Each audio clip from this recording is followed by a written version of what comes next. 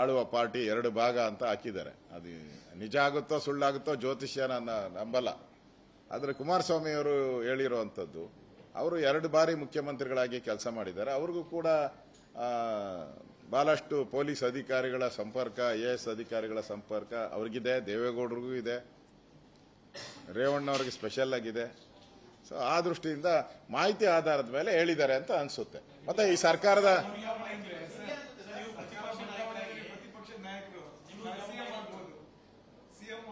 ನಾನು home minister ಆಗಿದ್ದವನು, ನನಗೂ ಮಾಹಿತಿ ಇದೆ. ನಾನು ವಿರೋಧ ಪಕ್ಷದ ನಾಯಕ.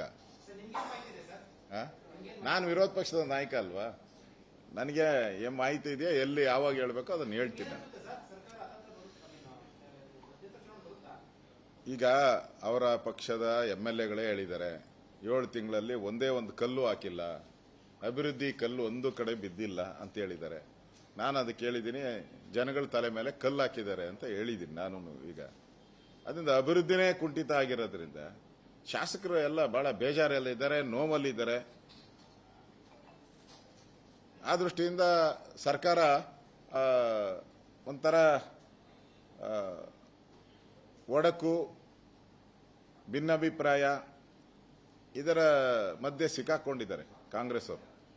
ಮತ್ತೆ ಮುಖ್ಯಮಂತ್ರಿಗಳ ಬದಲಾವಣೆ, DK ಶಿವಕುಮಾರ್ ಅವ್ರದ್ದು, ಸಿದ್ದರಾಮಯ್ಯನವ್ರದ್ದು, ಈ ಬದಲಾವಣೆಯ ಒಂದು ಸುಳಿವನ್ನು ಕೂಡ DK ಶಿವಕುಮಾರ್ ಅವರು ಈಗಾಗಲೇ ಕೊಟ್ಟಿದ್ದಾರೆ, ಬದಲಾವಣೆ ಆಗುತ್ತೆ ಅಂತ. ಹಾಗಾದಾಗ ಏನೇನಾಗುತ್ತೆ ನಿಮಗೂ ಗೊತ್ತಿದೆ. ಅದಕ್ಕೆ ಜ್ಯೋತಿಷ್ಯನೂ ಅದೇ ಹೇಳಿರೋ ಅಂಥದ್ದು ನನಗನ್ಸ್ತದೆ. ಮತ್ತೆ ಮಹಾರಾಷ್ಟ್ರದ ಶಿಂದೆ ಯಾರಾಗ್ತಾರೋ ಇನ್ನು ನೋಡ್ಬೇಕಲ್ಲ, ಶಿಂದೆ ಯಾರಾಗ್ತಾರೋ ಅಥವಾ ಅಜಿತ್ ಪವಾರ್ ಯಾರಾಗ್ತಾರೋ ಇವೆಲ್ಲ ನೋಡ್ಬೇಕಾ. ಇವೆಲ್ಲ ಘಟನೆ ಆಗಿರೋದ್ರಿಂದ ನಾನು ಹೇಳ್ತಾ ಇರೋದು. ಈ ಘಟನೆಗಳಾಗಿರೋದ್ರಿಂದ ಪಾರ್ಲಿಮೆಂಟ್ ಚುನಾವಣೆ ಆದಮೇಲೆ ಬಹಳಷ್ಟು ಕರ್ನಾಟಕದಲ್ಲಿ ದೊಡ್ಡ ಬದಲಾವಣೆಗಳನ್ನು ಜನ ನಿರೀಕ್ಷಣೆ ಮಾಡಬಹುದು. 2024 ಇರೋದಕ್ಕೆ ಕುಮಾರಸ್ವಾಮಿ ಅವರು ಹೇಳಿರೋದು.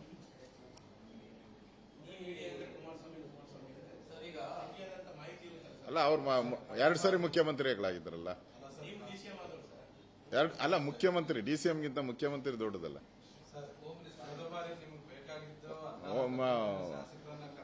ಮುಖ್ಯಮಂತ್ರಿಗಳ ಹತ್ರ ಇಂಟೆಲಿಜೆನ್ಸ್ ಇರ್ತದೆ, ಹೋಮ್ ಮಿನಿಸ್ಟರ್ ಹತ್ರ ಇಂಟೆಲಿಜೆನ್ಸ್ ಇರಲ್ಲ.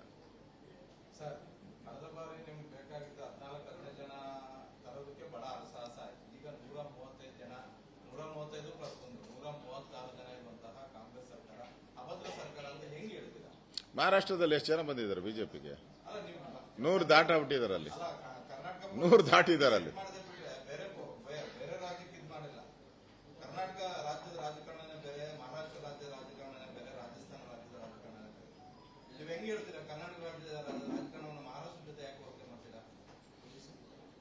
ಅವ್ರದೇ ಸರ್ಕಾರ ಕರ್ನಾಟಕದಲ್ಲಿ ಸಮ್ಮಿಶ್ರ ಸರ್ಕಾರ ಇದ್ದಾಗೆ ಕಾಂಗ್ರೆಸ್ಸಿನ 14 ಜನ ಓಡೋದ್ರು ಕಾಂಗ್ರೆಸ್ ಪಾರ್ಟಿ ಬಿಟ್ಟು.